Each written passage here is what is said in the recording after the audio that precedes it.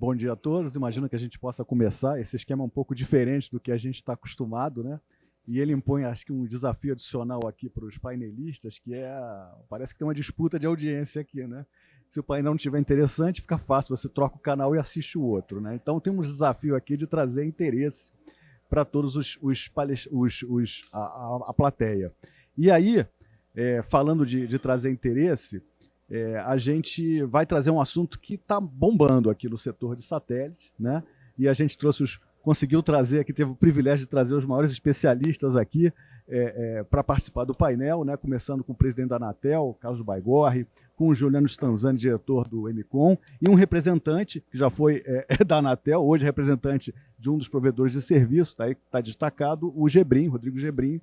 Então vai ser um painel bastante interessante, que o foco que a gente vai trazer é Direct to Device, comunicação direta do celular com o satélite. Esse assunto está bombando, né? Mas antes de começar aqui, eu queria agradecer também a organização do painel, agradecer também ao Samuel aí pela oportunidade de estarmos aqui debatendo esse assunto.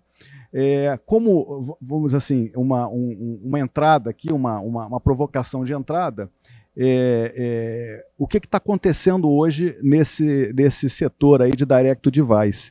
Ele, tradicionalmente, a gente tem visto ele sair, parece que de um período experimental para um período efetivamente comercial. Está começando a entrar realmente como um serviço disponível. Já está em, parece que 17 países. A gente viu uma reportagem ontem pelo portal Telesíntese falando justamente disso, e parcerias sendo feitas para diversos, né, dezenas e centenas, até centenas de países, para acontecer isso nos próximos anos. E a gente está vendo também um setor que está em ebulição no sentido do que vem ocorrendo nele, né? A gente vem tradicionalmente vendo os provedores de satélites fazendo parcerias com os provedores, os operadores de celular terrestres, né? Esse era o que estava acontecendo de uns anos para cá. E, de repente, a gente vê movimentos de grande magnitude no mercado, por exemplo, a Starlink adquirindo a EchoStar, né, por 17 bilhões de dólares. A gente vê agora, mais recentemente, a Amazon adquirindo aí a Globalstar, também um movimento acho que foi de 11 ou 12 bilhões de dólares. E aí você começa a ficar assim, o que está acontecendo, né? Porque eles estão atrás do espectro, obviamente, né? Então, e como é que ficam as parcerias, né? Quer dizer, isso tudo a gente vai debater aqui para tentar entender o que está acontecendo. E eu vi uma notícia também muito recente, lá nos Estados Unidos, onde os principais operadores de celular terrestre, os três principais, a AT&T, a Verizon e a T-Mobile, obrigado, fizeram uma joint venture para utilizar, né, fazer a cobertura dos gaps utilizando o Direct to Device. Então, tem um movimento aí acontecendo, tem alguma coisa, né, que está realmente mudando nessa dinâmica. E aí é que a gente vai escutar aqui os nossos experts para tentar, juntos aqui, entender a visão deles, o que está acontecendo. Então, vou começar aqui pedindo para o Carlos Baigorre, presidente da Anatel, fazer as suas considerações iniciais sobre essa indústria, o que está acontecendo, como é que você está vendo esses movimentos, né? E depois a gente entra um pouquinho mais nos detalhes aí de outras perguntas um pouco mais detalhadas. Tá bom, obrigado, e obrigado por todo mundo que está acompanhando esse painel, obrigado pelo Juliano, pelo Gebrim por participar aqui.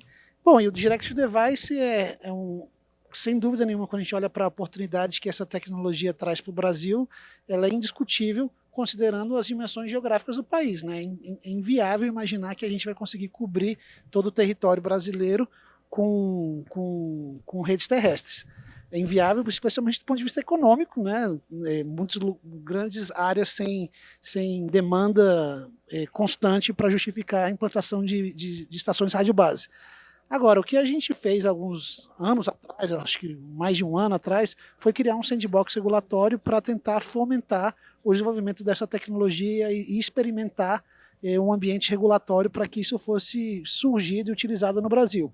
E o que a gente tem percebido é que não aconteceu nada desde então. A gente sabe que estão havendo conversas aí entre os players, as redes terrestres, as operadoras do SMP e esses operadores globais de constelações de baixa órbita. Todos têm autorizações para funcionar no Brasil, praticamente, acho que todos que já pediram autorização para funcionar no Brasil receberam essa autorização. O mercado brasileiro é completamente aberto para essas operações, mas a gente não tem visto nenhuma parceria sendo firmada. E hoje quem lidera o Direct to Device na região aqui é basicamente o Chile, que já tem algumas iniciativas, que já tem alguma operação, e eu tenho xaropado as operadoras para elas começarem a fazer isso, para a gente não ficar atrás do Chile. Obrigado. Esse é interessante. Sandbox, o pessoal em geral, né, a gente tem aquele costume de achar que primeiro a coisa acontece e depois que o regulador vai atrás, corre atrás para tentar regular. Aqui no Brasil foi o contrário, né? O regulador foi à frente e parece que o serviço ainda não estava pronto para começar a utilizar essa regulação. Mas vamos atacar isso um pouquinho mais profundamente mais para frente. Juliano, em termos de MCOM, como é que você vê essa questão aí do Direct to Device? Desafio, oportunidade, como é que você vê isso? Bom dia a todos. Parabenizar a Conexis, acho que especialmente o nome do Ferrari, parabenizar toda a equipe, inclusive o Samuel, e agradecer a Abraçat aqui por organizar esse painel, viu, Weinberger? Acho que assim, realmente é um dos assuntos mais quentes na atualidade e acho que é sempre desafio, e entendo que hoje a gente já consegue encarar esse desafio com um alto percentual já de oportunidade. Como você já falou aí, já temos alguns países em operação. Então, em termos de política pública, eu penso que uma primeira questão é garantir que as políticas públicas permaneçam nessa linha de neutralidade tecnológica e que também permaneçam com essa atitude por trás do governo de realmente querer investir, de querer fazer com que o que há de recursos possíveis sejam direcionados. Então, eu sempre vou fazer questão de lembrar, a gente tem o Fundo de Universalização, mas a gente também tem o Fundo de Desenvolvimento Tecnológico, o FUNTEL, e ambos urgem por alteração legislativa para que se vede a possibilidade de contingenciamento e que também que se garanta um percentual mínimo de recursos não reembolsáveis.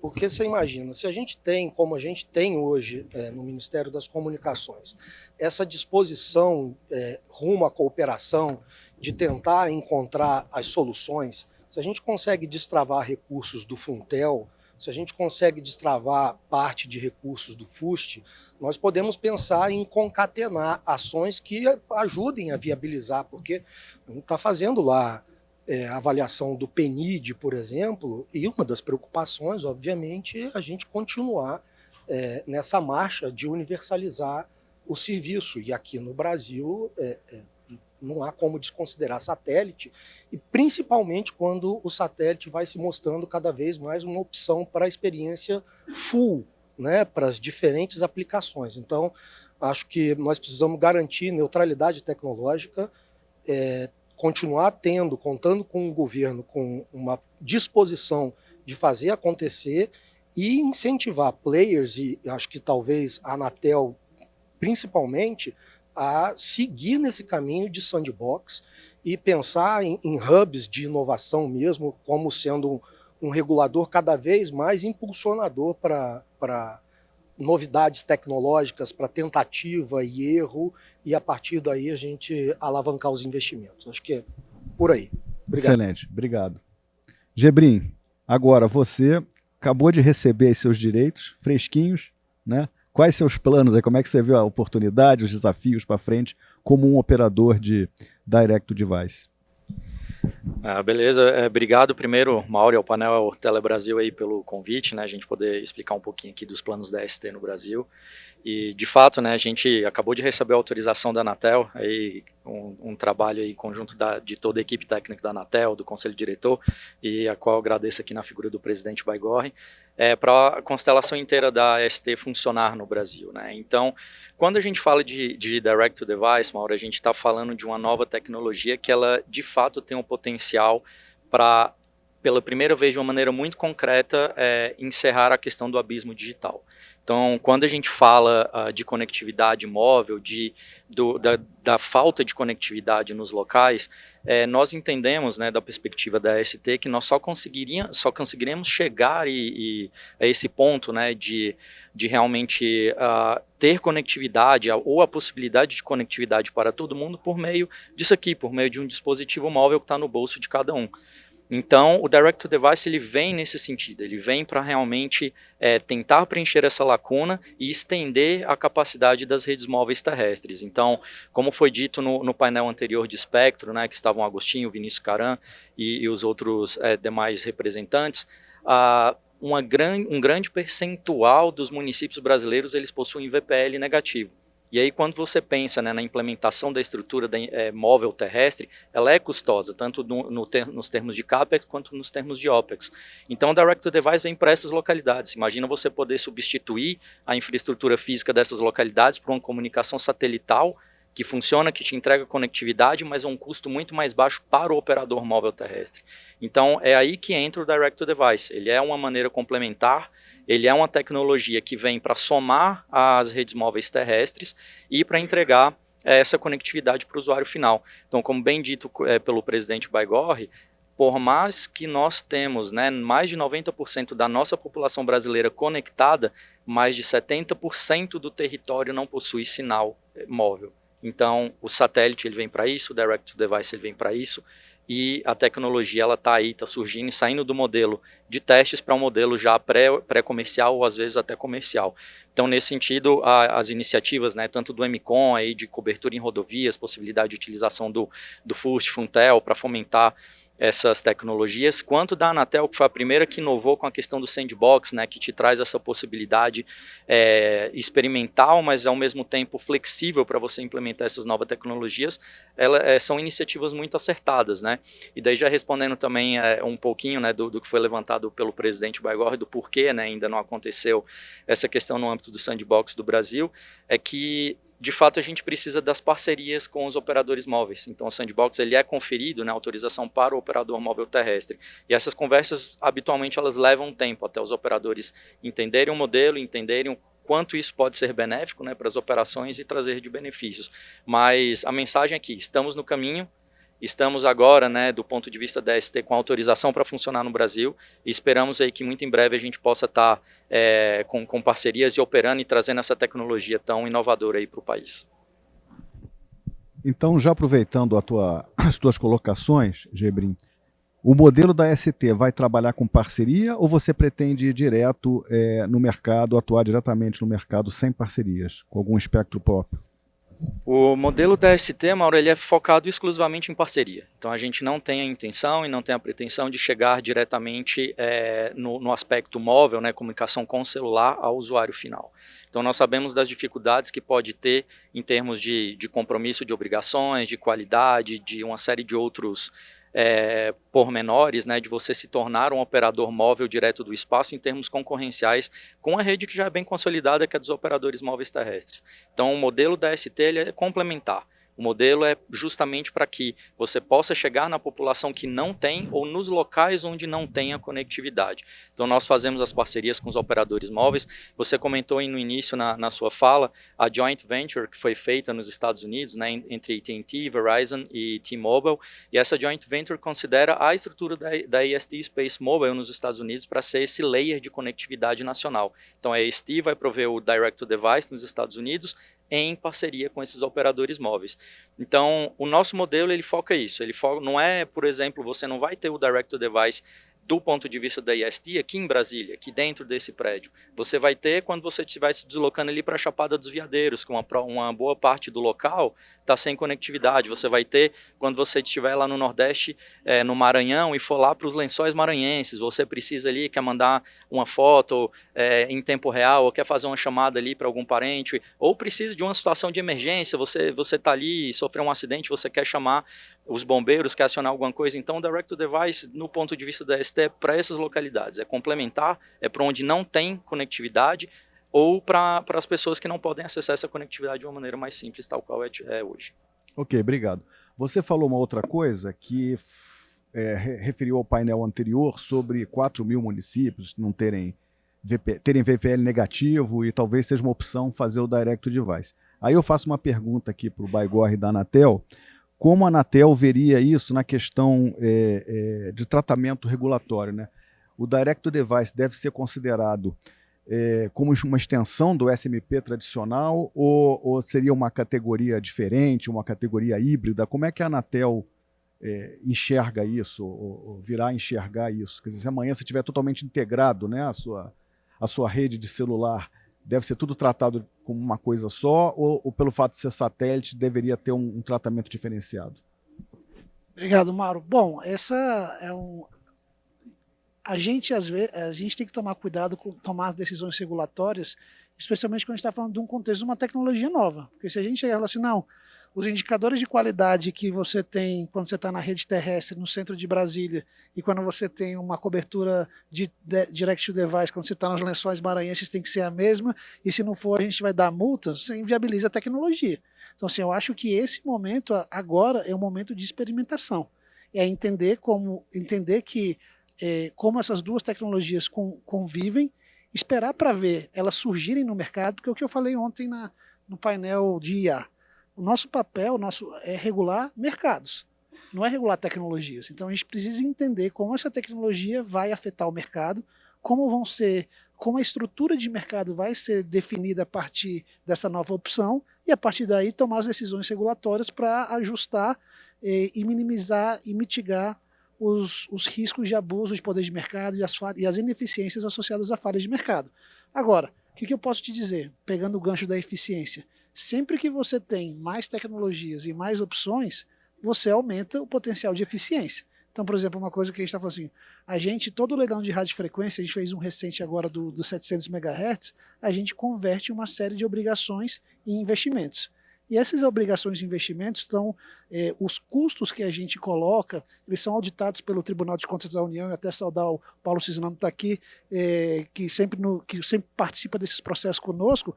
Se a gente tem uma opção mais barata, por exemplo, chega numa localidade que tem 100 habitantes, e a gente vai colocar uma estação rádio base lá, talvez do ponto de vista de eficiência econômica, eficiência do projeto de engenharia, você não precisa colocar uma herb lá, você pode colocar um atendimento, você pode imaginar que esse atendimento vai ser feito por uma conexão satelital.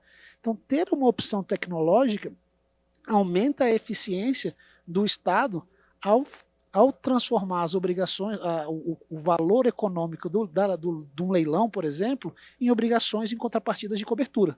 Então, ter essa disponibilidade de tecnologia é sempre muito bom. O que a gente não pode fazer a partir de uma concepção regulatória pré-existente antes da tecnologia, matar a tecnologia. Então, assim, eu acho que esse é o momento que a gente tem que tomar cuidado de não matar o desenvolvimento da tecnologia a partir de uma concepção pré-concebida, de uma concepção pré-existente da regulamentação e das obrigações regulatórias. Nesse contexto, como é que o sandbox pode ajudar a Anatel a definir essa regulação? Então, o papel do sandbox é justamente esse, é fazer experimentação. Então, as empresas elas têm que aderir ao sandbox, eles vão lá e falam assim, uma empresa A vai fazer uma parceria, uma empresa A do SMP, de rede celular, vai fazer uma parceria com a ST, por exemplo.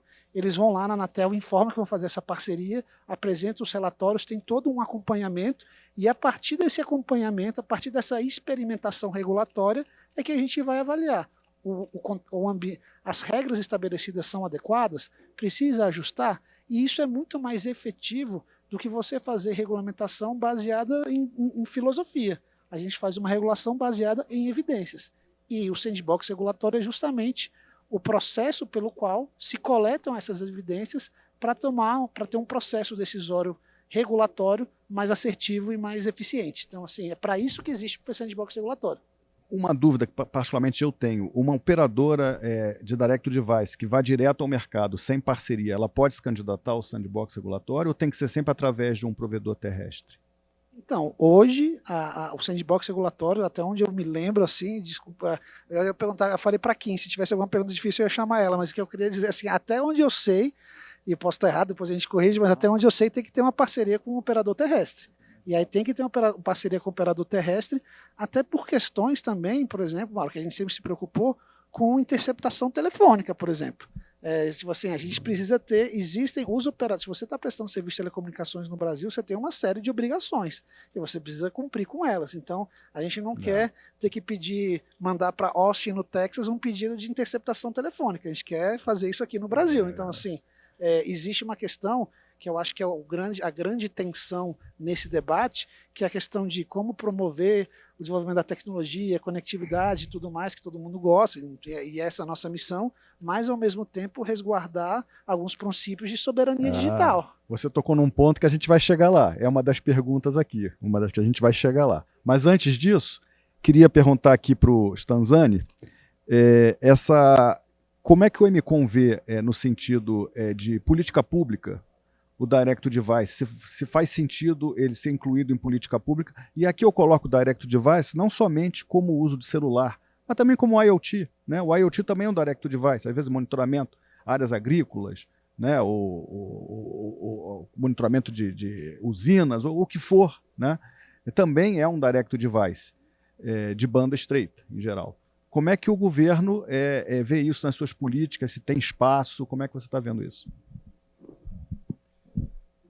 Bom, a gente tem que enxergar essa cobertura satelital, vamos dizer assim, mais inovadora, as aplicações mais inovadoras, tentar enxergar por todo o seu potencial. Então, se eu olhar primeiro para essa camada mais nova, né, do Direct to Device, já há operações utilizando principalmente SMS ou mensagens curtas, e isso tem sua aplicação. Nós temos aqui no Brasil um desafio de cobertura das rodovias, a gente pode falar de uma maneira mais ampla, de ter cobertura para os nossos modais de transporte aqui dentro do Brasil. Isso é um grande desafio que a gente tem, e o satelital agora está conseguindo se firmar como uma opção real para dar suporte a esses modais todos.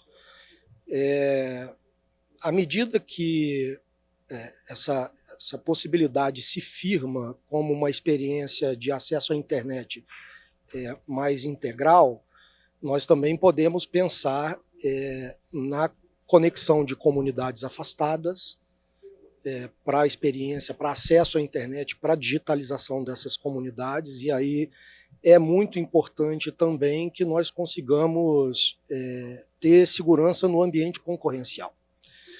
Porque quando a gente fala de soberania, quando a gente tem essa preocupação com não ficarmos dependentes, muitas vezes a gente pensa naquele investimento direto de você, então você tem que construir sua infraestrutura, ter o seu satélite e tal, mas essa é uma das opções, e uma opção sempre eficiente é você apostar numa multilateralidade de oferta, né? Você ter várias ofertas, e agora a gente está vendo esse cenário se firmar.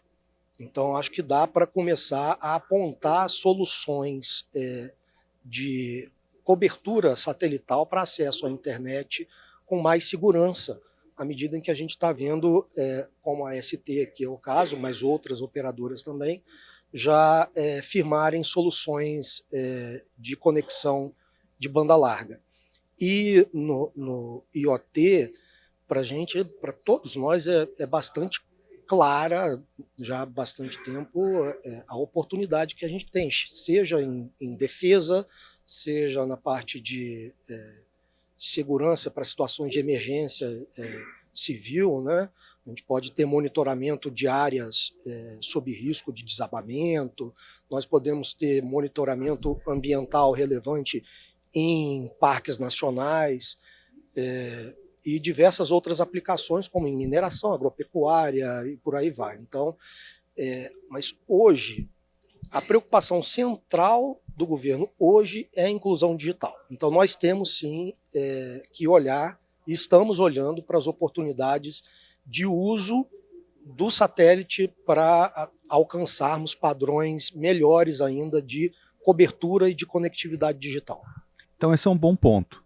Vou perguntar aqui para o Gebrim, já que a inclusão digital como deve ser, uma das prioridades do governo, e a gente está vendo também que os dispositivos de Direct to Device que começaram recebendo só SMS, né, uma mensagem de localização, SOS lá da Apple. E aí, vocês vão conseguir entregar mais banda? Podemos chegar no limite em que você pode usar um aparelho celular para acessar a internet com uma banda, eu não vou dizer significativa, mas uma banda mínima que consiga fazer uma comunicação pelo WhatsApp ou para acessar algum sistema, né? Ou seja, usar ele como inclusão digital. Se você acha que vamos chegar nesse ponto, como é que você vê isso, Gebrim? Não, muito bom, Mauro. E essa pergunta ela tem uma série de nuances, né? E todas elas passam por um mesmo assunto que é o espectro, né?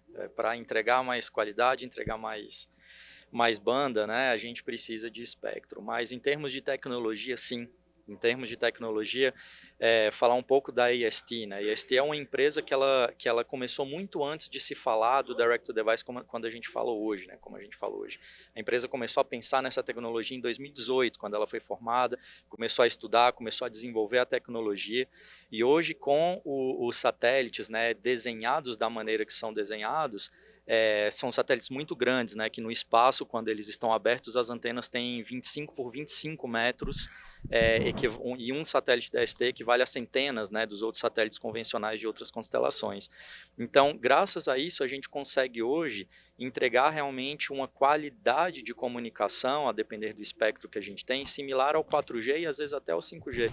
Então, num teste recente que foi publicado pela AST, feito em águas internacionais, e é claro, né, com um usuário na rede, mas para mostrar a capacidade, os satélites da primeira geração da AST, que são 5 satélites, que são um pouco menores do que essa metragem que eu falei, eles entregaram 96 megabits por segundo diretamente para o celular. E com a nova geração a gente espera, né, que essa velocidade ela possa chegar entre 120 e 150 megabits por segundo. Ou seja, a gente está falando aí de 4G e às vezes até 5G, dependendo. Então, como a tecnologia ela é complementar, e essa velocidade ela vai ser compartilhada com os usuários, né, que estiverem na mesma célula, é claro, mas dado o comportamento do usuário, que não é contínuo em termos de conexão, né, contínuo a todo momento, dada a quantidade de usuários que vai ter por célula nesses lugares complementares, a gente espera que a tecnologia venha para realmente complementar a rede terrestre e entregar a mesma qualidade ou a mesma percepção de qualidade para o usuário final de uma maneira totalmente integrada e totalmente transparente. Então, se um usuário tem a parceria com o operador A aqui no Brasil, ele está saindo aqui, o serviço, quando sair da zona terrestre, ele vai comutar diretamente para o satélite e o usuário sequer vai perceber. Ele vai continuar conectado, vai continuar com a qualidade, né, ou a mesma ou similar ao que ele tem, e podendo acessar todos os serviços aí digitais que o país tem para oferecer. Legal, é animador. Você começou falando do espectro. E aí eu volto a bola aqui para o presidente Baigorre, dar a visão dele, como é que está aí a demanda pelo espectro, né? A gente sabe que a banda S aí parece que está bastante demandada. Como é que a Anatel está vendo essa questão do espectro aí para os serviços da Direct to Device? Espectro, Mauro, é sempre a mesma história, né? Eu já pensei que o Gebrim ia pedir mais espectro. Eu falei, porra, né? Às vezes de mais espectro, assim, é sempre isso, né? Eu acho que ele pediu, assim, foi meio. Ele foi bem cavalheiro, mas acho que ele pediu, hein? Sempre estão se pedindo mais espectro, seja as terrestres, seja as não terrestres, está sempre todo mundo pedindo mais e mais espectro, né? Eu lembro que meu primeiro chefe, o Écio Zilli, ele era vivo, ele falou: espectro é que nem oxigênio, a gente sempre precisa de mais. E aí o que eu acho? Assim, na banda S a gente tem a conferência dos direitos para, se não me engano, Omnispace e a EcoStar, 15+15 até 2028, até 2029, não lembro as datas. E recentemente o Conselho Diretor, semana passada o Conselho Diretor da Anatel, decidiu que a partir dessas datas dá o direito num nível menor de prioridade para a ST, que eles pediram, e a partir de 2028, 2029, quando vencer esses direitos atuais, aí vai ter um refarming da faixa e vai ser 3 blocos de 10+10. Então essa foi a decisão do Conselho. A gente entende importante não mexer nos direitos de quem já tem hoje, então assim, não há nenhuma quebra de contrato, nenhuma quebra do que foi acertado, do que foi decidido, mas já há uma decisão clara do que como vai ser dali em diante. E isso dialoga com um critério, um valor que a Anatel tem muito arraigado na sua concepção e na sua visão de futuro, da sua visão de mundo, que é a questão da concorrência. A gente acredita e a gente tem um mercado de telecomunicações que nós temos hoje no Brasil, porque é um mercado onde há concorrência efetiva. Todo mundo que quer vir para o mercado brasileiro vem, opera e tem os seus direitos, consegue o espectro barato, e aí não é à toa que o Brasil é reconhecido internacionalmente por ter um dos mercados mais competitivos do mundo. E o espectro, quando a gente fala de satélite, no espectro para redes satelitais, ele é desafiador porque ninguém tem direito primário. É sempre em caráter secundário, com critérios de coordenação e de priorização para essa coordenação. Então, é mais ou menos isso. Agora, o que a gente tem percebido é que, diante da demanda que tem por espectro e diante da suposta, eu digo suposta porque não temos o sandbox funcionando, não temos experiência para ver se é possível haver coordenação nessas faixas do MSS, se a gente vai ter que ir para um modelo mais no modelo tipo do serviço móvel, SMP, com licitações, blocos e tudo mais, ou se a gente consegue continuar nesse modelo de espectro coordenado, satelital e tudo mais. Eu acredito que a tendência até o momento é a gente continuar com o modelo que está, organizando em blocos e criando critérios de coordenação para que, por exemplo, a maior quantidade possível de operadores possam utilizar de forma coordenada esse satélite, e é isso. Mas assim, o espectro certamente vai ser um elemento de tensão nesse mercado. Tudo que você comentou no começo, o que a Starlink comprou da EchoStar foi basicamente espectro.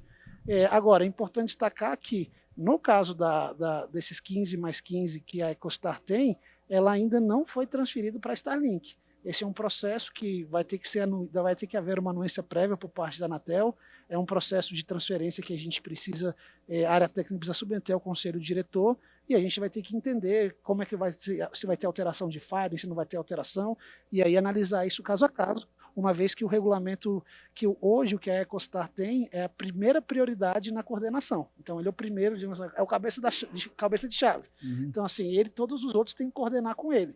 Agora a gente precisa ver se nessa transferência de outorga, nessa transferência, se vai haver algum tipo de alteração dos elementos que justifiquem perder essa prioridade. Ou não, ou se manterá essa prioridade. Então é um assunto que a Anatel vai ter que se debruçar, talvez pela primeira vez, e criar o precedente sobre isso.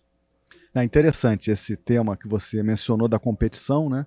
Porque está claro aqui que a Anatel está resguardando o interesse público no sentido de promover a competição no que diz respeito ao espectro. Isso é muito importante. Queria ouvir dos outros também essa questão, porque a questão da competitividade aqui não é apenas sobre o espectro, mas quando você tem grandes players que são verticalizados, né? Eles têm toda a cadeia, o domínio de toda a cadeia, enquanto outros não têm.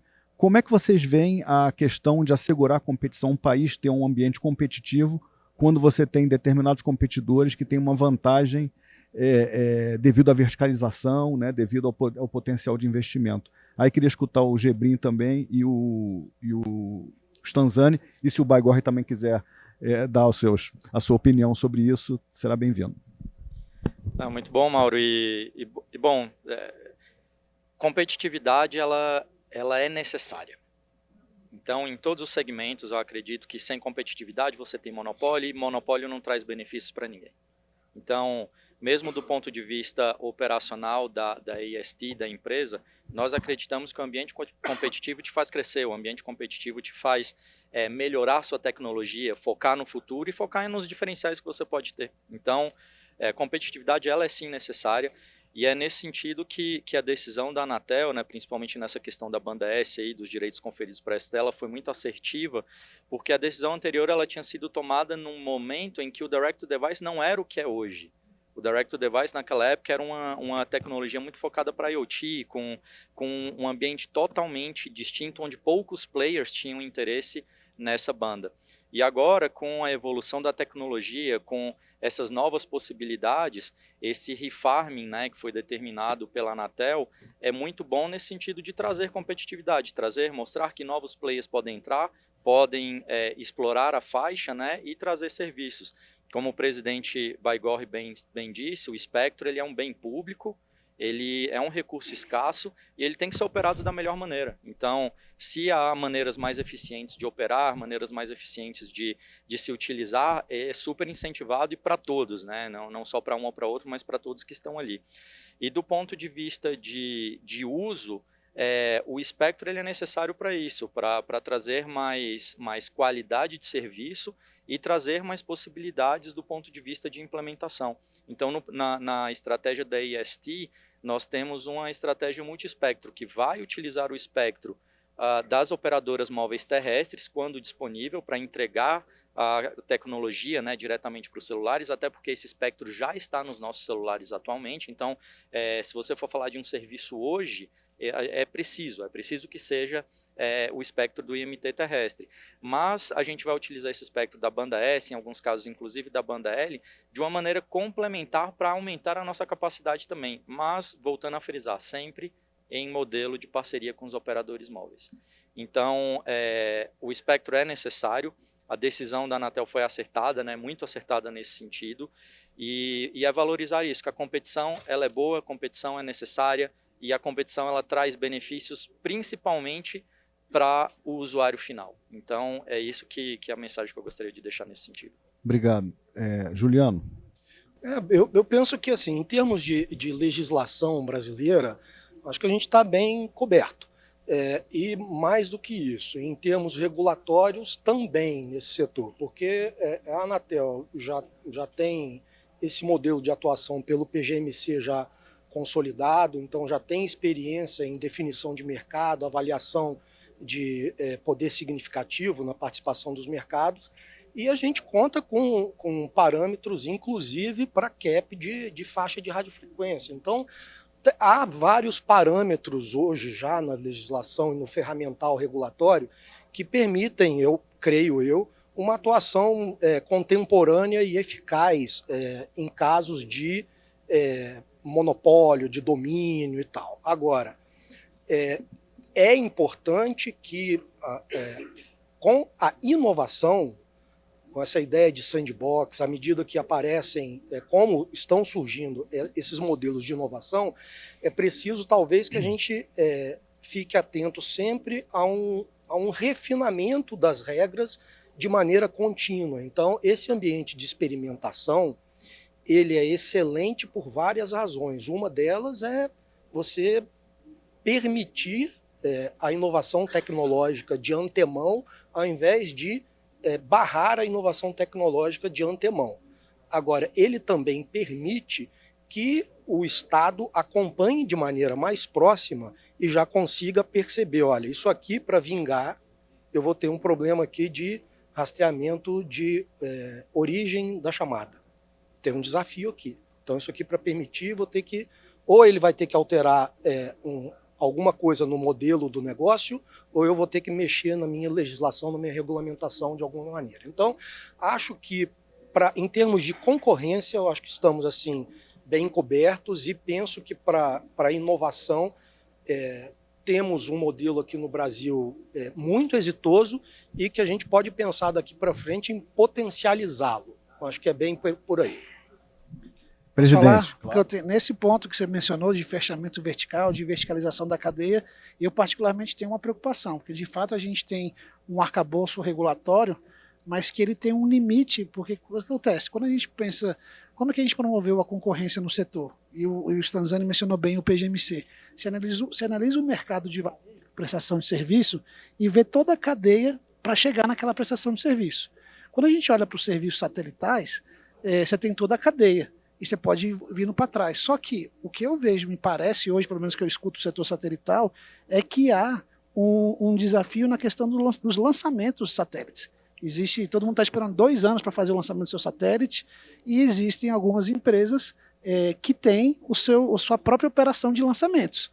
Me parece que não há nenhuma evidência de que há algum abuso de poder de mercado disso, mas assim, existe um risco. E o problema é que esse mercado de lançamento de satélites não é um mercado nacional, e não é um mercado global. Então, se por acaso você tiver uma empresa verticalizada, uma empresa que domina todos os elos da cadeia, inclusive o lançamento, e decide, por meio do poder de mercado, nesse mercado de lançamento, consolidar, abusar do poder de mercado e gerar uma posição vantajosa, o que a gente chama de fechamento vertical, quem que vai regular isso? Se é o mercado global. A Anatel não vai conseguir fazer, vai criar slots de lançamento de satélite no Cabo Canaveral. Não existe isso, entendeu? Então, assim, Eu acho que esse é um desafio que a gente tem. No momento, não é um problema, porque não há notícias, não tem informações, nunca vi ninguém reclamando de que está sendo preterido nos seus lançamentos em detrimento de um competidor no mercado de prestação de serviço final. Mas se isso acontecer, os reguladores do mundo não têm muito o que fazer. Eu, pelo menos, não saberia o que fazer. Faz bastante sentido essa preocupação. Posso fazer um claro, adendo claro. que eu acho que é muito importante isso, Weinberg, que o Baigorre está colocando, porque levanta o seguinte, né? Você colocou desde o começo aí de que tem alguma coisa acontecendo, tem muita coisa acontecendo, especialmente em satélite, e tudo isso que está acontecendo, a gente vê o mercado se chacoalhando, se mexendo em movimentos assim bastante significativos. Nós estamos vendo impactos na geopolítica, no relacionamento entre os países. A gente está falando de segurança, a gente está falando de questões técnicas de regulação, seja para a soberania, seja para a qualidade e direito do consumidor, uso eficiente do espectro. Então, acho que de todos os lados que a gente olha para a prestação do serviço agora, nós estamos num momento de muita riqueza e, como você perguntou no começo, tem o desafio e que eu acho que cada vez mais a gente consegue enxergar esse desafio realmente como uma oportunidade, porque o serviço está se firmando, a possibilidade de acréscimo de valor por meio do satélite está se firmando no mercado. E aí você tocou novamente num ponto que o presidente já tinha tocado, chamado soberania.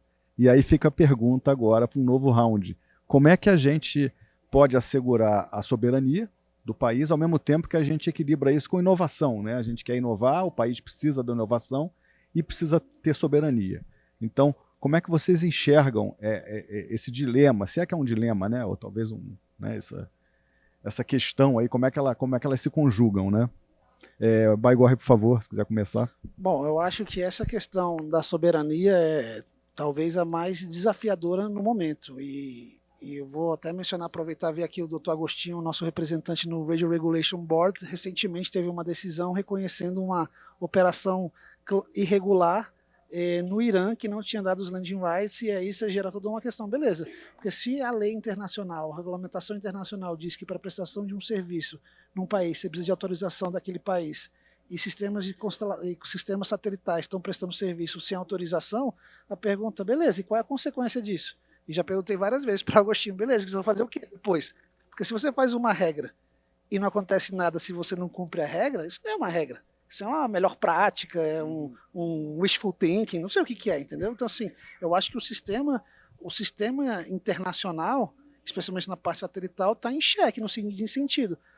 Porque sempre, vocês conhecem melhor do que eu, mas sempre se pressupôs, tem uma regra para todo mundo cumprir. Então, naquela boa fé de fazer os sistemas funcionarem, mas assim, se você tem agentes que simplesmente, me desculpa a expressão, cagam e andam para as regras, o que a gente vai fazer? Né? Então, assim, e aí a gente precisa pensar em mecanismos de enforcement para garantir que as regras sejam cumpridas.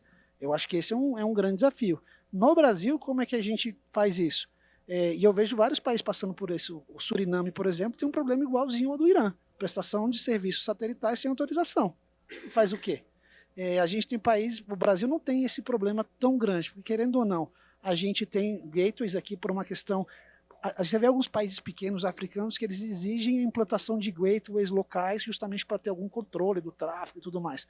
No Brasil a gente não precisa impor isso, porque pelas dimensões geográficas do país o gateway é uma obrigação. Você não precisa obrigar alguém a fazer isso, a própria realidade naturalmente tem que fazer. Mas um país pequeno, você está falando, como é que ele se vira com isso? Além disso, no Brasil, para a gente resolver isso, a gente tem a questão da obrigatoriedade de ter uma empresa local. Então, todas as empresas para atuarem no Brasil, eles precisam ter um CNPJ local, pagar imposto no Brasil e ter alguém que a gente possa prender caso ele faça alguma coisa errada. Agora, nem todo país tem isso. Agora, eu acho que esse é o grande desafio. Assim, quando você pensa, o Brasil não tem todos esses desafios, mas a gente precisa, por exemplo, nessa questão de ter um parceiro local, se você pensa em interceptação telefônica, existem uma série de obrigações que as operadoras têm que esses novos players precisam ter também, senão você começa a ter assimetrias regulatórias injustificadas. Então, assim, eu acho que esse é um desafio que nós temos enquanto países, no sistema global, que o Brasil tem menos que os outros, mas a gente precisa encontrar uma solução global para isso. Eu lembro quando a gente estava discutindo no conselho diretor a questão da geração 2 da Starlink, muitos desses problemas apareceram. E o que eu dizia aos conselheiros, eu falei, todos esses problemas que estão sendo colocados são problemas que existem, mas são problemas globais que a gente não vai resolver eles domesticamente. São problemas globais que precisam ser resolvidos de forma global. E aí esse é o grande desafio que a União Internacional de Telecomunicações tem se colocado e enfrentado nos últimos anos, seja na própria administração, seja no Radio Regulation Board. Então, assim, eu acho que... E esse, sem dúvida nenhuma, vai ser um dos principais temas de debate dos itens de agenda da WRC 2026. 2027, desculpa. Realmente, no tempo do gel era mais fácil isso aí, né? Vamos lá, obrigado, Baigorre. Juliano, na questão aí nessa questão de soberania, faz sentido aí, vocês estão imaginando alguma coisa no SSDC, a funcionalidade da Direct to Device que assegure aí ter uma capacidade própria brasileira fazendo esse tipo de aplicação? Como é que vocês estão vendo isso? Acho que é importante a gente conseguir perceber que esses desafios específicos de soberania no que diz respeito a satélite são desafios que são similares ao que todos enfrentam no ambiente digital. Não existem fronteiras para esses desafios, né? Então, uma solução no ambiente digital e uma solução no espaço são soluções que conseguem ser aplicáveis a todo o território, independentemente da legislação local. Então, como é que você faz para parar isso, né? Essa é uma dificuldade que talvez devêssemos trazer aqui o Eugênio, que é o nosso embaixador-chefe hoje da seção de conexão digital, de ambiente digital no Itamaraty, e que tem falado desse desafio no ambiente que estamos vivendo hoje de quase absoluta incerteza, né? É um desafio cada vez maior. Penso que nesse aspecto, vamos dizer assim, global, o Brasil tem várias vantagens a partir do seu próprio tamanho, do seu próprio mercado, da sua posição histórica e cada vez mais fortalecida, especialmente dentro do setor de telecomunicações, mas na diplomacia como um todo. Então, o Brasil não tem só o setor de telecom. Então, quando a gente vai tratar de questões de telecom, a gente consegue entrar com o tamanho do Brasil, né? Porque a telecom entra como infraestrutura transversal para toda a economia.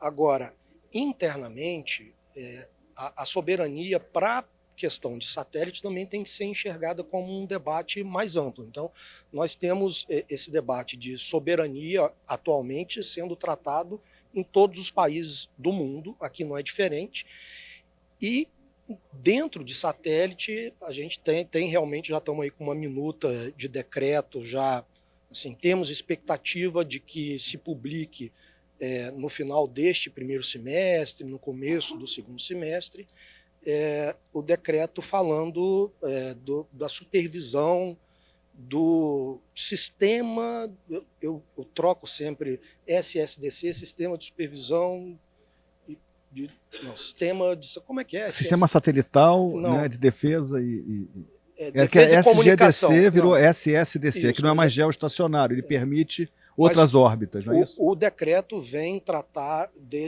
dessa camada de governança do Estado que vai buscar as melhores soluções para a defesa e para comunicações em geral, usando capacidade satelital. Então, a gente não precisa ficar falando aqui de SGDC, mas enfim, já o tempo do SGDC já praticamente passou, né? Uhum. E a partir de agora, todos já têm essa maturidade de compreender que não se trata de lançar um satélite próprio. Lançar um satélite próprio pode ser uma solução, mas não é a solução, porque a solução é multiórbita, é multibanda, nós precisamos encarar a capacidade satelital nas suas diferentes possibilidades que ela tem hoje, seja para backhaul, seja para servir como uma segunda camada para a segurança dos nossos sistemas de comunicação, seja para falar com os nossos navios numa eventual guerra ou com os nossos postos de fronteira, mas sabemos que satélite não é a única solução, mas é cada vez mais uma solução com um espectro maior de aplicações possíveis. Então, tudo isso precisa ser equacionado agora no ambiente dessa governança que esperamos saia aí em pouco tempo com uma linha de atuação para o Brasil. Quer dizer, isso vai endereçar os aspectos de soberania, esse decreto? O decreto ele é focado nesse ambiente de governança e essa governança precisa encarar esse desafio que está sendo encarado pelo Estado para todo o ambiente digital. E aqui, quando fala da infraestrutura satelital especificamente, essa governança também vai ter esse papel. Excelente. Gebrim, quer complementar essa questão aí da soberania? Sim, e é importante, Mauro, vou começar tentando falar assim do aspecto global e depois as ações específicas aqui para o Brasil, né, que nós estamos pensando. Então, tudo passa por uma palavra-chave que é cooperação. Então, se a gente tem cooperação, a gente não estaria falando de nenhum desses problemas, né? Então, do aspecto global, as constelações satelitais de baixa órbita, elas funcionam no mundo inteiro, então elas não são mais localizadas, né, como satélites GEO, e para que você não tenha, né, problemas nos outros países, você precisa simplesmente respeitar as regras daquele país. Então, nesse sentido, né, a cooperação com as regras internacionais, a cooperação com as regras nacionais dos países, ela é primordial para que você tenha uma boa prestação de serviço e não tenha esse tipo de problema, né, de um uso não autorizado e tudo mais. E ainda que, por exemplo, vamos supor que em faixas de fronteira seja mais difícil controlar, né, se um usuário está vindo lá no Paraguai comprando um terminal, vindo para o Brasil utilizando aqui sem autorização, com a cooperação você resolve isso. Então, assim, você precisa da cooperação do operador satelital com a contraparte de governo, você precisa da cooperação dos agentes envolvidos, então acho que essa é a palavra-chave. E no que tange especificamente ao Brasil, os planos da AST, e como bem mencionado pelo presidente Baigorra, a Anatel não tem um requisito de ter, né, gateway local, mas nós planejamos, né, e temos como essa premissa de sempre utilizar gateways locais ou regionais. Então, no Brasil, dadas as características continentais que temos, os gateways serão locais. Então, vamos ter uma infraestrutura de gateways aqui totalmente controlada pelos nossos parceiros, né, operadores móveis, e que cumprem 100% das regras brasileiras. Então, se tiver alguma questão de lawful interception, se tiver alguma questão de necessidade, né, de avaliação de algum dado ou de controle de alguma questão, está tudo local, tudo controlado e tudo pode ser feito. E em alguns modelos, como por exemplo o modelo europeu, que a gente trabalha em bloco, como o modelo do Caribe, né, que tem muitas ilhas ali perto que podem se privilegiar de uma infraestrutura, você não necessariamente necessita de um gateway em cada um desses países, mas você pode ter uma cooperação entre esses países, tal qual é feito no bloco europeu, e você espalha gateways ali para cumprir os requisitos daquele bloco como um todo. Então, mais uma vez, é isso, a palavra é cooperação. Cooperando, ninguém vai sair prejudicado. E eu concordo, né? Nos últimos 26 anos, tivemos as empresas estrangeiras investindo pesadamente no país, empresas de satélite, e tudo funcionou bem com a Anatel regendo a orquestra, né? O maestro da regulação, e tudo funcionou bem, foi bom para o país, e esperamos que, né, agora com as constelações, a gente também vai encontrar a melhor maneira de regular. Temos alguns minutos aqui de equilibrar, desculpa, não é de regular, de equilibrar. Mas temos alguns minutos aqui, eu queria trazer o último tema aqui, rapidamente, que seria a sustentabilidade. Né? Recentemente a Anatel emitiu, né, um white paper sobre sustentabilidade. Sabemos que a Anatel está bastante proativa nisso, inclusive a nível de UIT. Então, queria escutar do presidente Baigorra aí como é que ele está vendo a questão de sustentabilidade e os próximos passos, o futuro, né? Como é que ele está vendo isso também. Obrigado, Mauro. Bom, para encerrar, então, esse é um assunto que o Brasil vem sendo bastante vocal desde a reunião de plenipotenciários em Bucareste 2022, justamente propondo que, instando a UIT a ter um marco de uso das órbitas médias e baixas, porque o que nós percebemos é que não existe isso. Essas órbitas médias e baixas não são de um país específico, isso é um ativo de toda a humanidade, e todos os países têm que ter um acesso equânime a esse ativo. Hoje existem alguns países que têm as capacidades tecnológicas de explorar o mercado de telecomunicações utilizando essas órbitas. O Brasil e diversos outros países ainda não têm, mas o que a gente entende, esses países, especialmente do sul global, países em desenvolvimento, de que é preciso haver esse marco regulatório global para garantir que quando esses países tenham, eles possam ter acesso equitativo e que esse recurso, que acaba sendo um recurso natural, as órbitas, eles não sejam explorados de forma insustentável por alguns que hoje têm as condições de explorar. Então, assim, é basicamente isso. Também tem uma questão de sustentabilidade dos próprios espectros, de como isso é utilizado.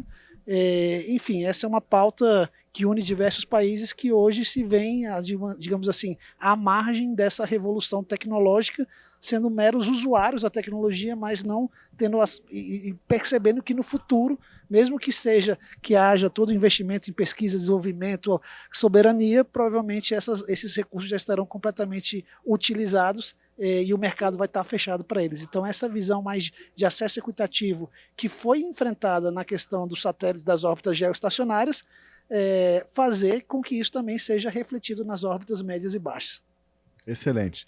Então, para a gente fazer aqui a rodada final, 1 minutinho para cada um, como você vê, daqui a 5 anos, o satélite aqui no Brasil vai ser um nicho ou ele vai estar totalmente integrado com a infraestrutura terrestre? Ele vai continuar a operar como um nicho, como ainda é hoje, ou ele vai estar totalmente integrado à infraestrutura terrestre, seja com direct to device, seja com banda larga? Gebrim, começa, por favor. Não, muito bom, Mauri. E assim, vai depender do tipo de serviço que você quer prestar, né?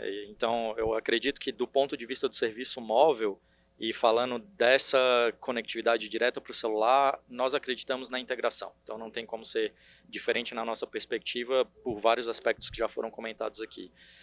Do ponto de vista de IoT, sim, você pode ter, né, o serviço móvel sendo entregue diretamente ao usuário, diretamente para empresas no modelo business to business, e do modelo fixo não, do modelo fixo eu já acredito que ele é direto ao usuário, né? Então acho que vai depender, o papel do satélite vai depender do serviço que você quer prestar, e tem espaço para todo mundo, tem serviço para todo mundo, e acredito que é isso. A competitividade ela traz inovação, a inovação ela traz esse tipo de privilégio aí para a sociedade como um todo. Excelente. Juliano.